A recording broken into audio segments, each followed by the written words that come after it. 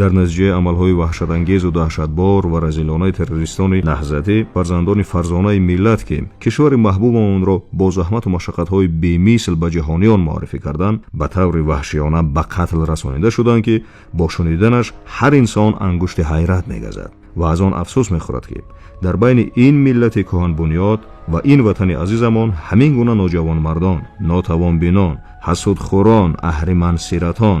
ва кажунпешагон ҳам мавҷуданд. чунки ҳеҷ як инсони пастарину ноогоҳ ва камақлу бефаросат ҳам ба миллату меҳани хеш чунин бадкирдорӣ,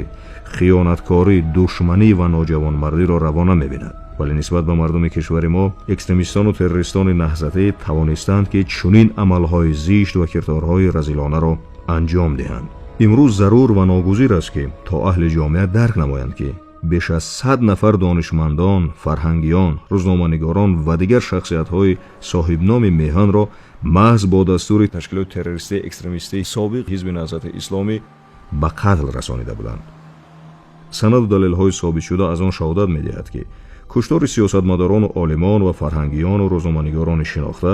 кори дасти наҳзатиёни террорист аст. аз ҷумла муҳаммад осимӣ, минҳоҷи ғуломов, юсуф исоқӣ, сайф афардӣ, моёншон назаршоев, карматло қурбонов, отахон латифӣ, муҳиддин олимпур, хушбахт ҳайдаршо, ҷумахон ҳотамӣ, муродло шерализода, сафаралӣ кенҷаев, карим юлдошев, нурулло ҳувайдлоев, сергей ситковский, мунавваршон назриев, сайфиддин сангов, виктор никулин ва дигарон аз ҷониби намояндагону пайравони ташкилоти террористии экстремистии собиқ ҳизби наҳзати исломӣ бо дастуру ҳидоятҳои хадамоти махсуси кишвари ба мардуми тоҷик маълум амалӣ шудааст.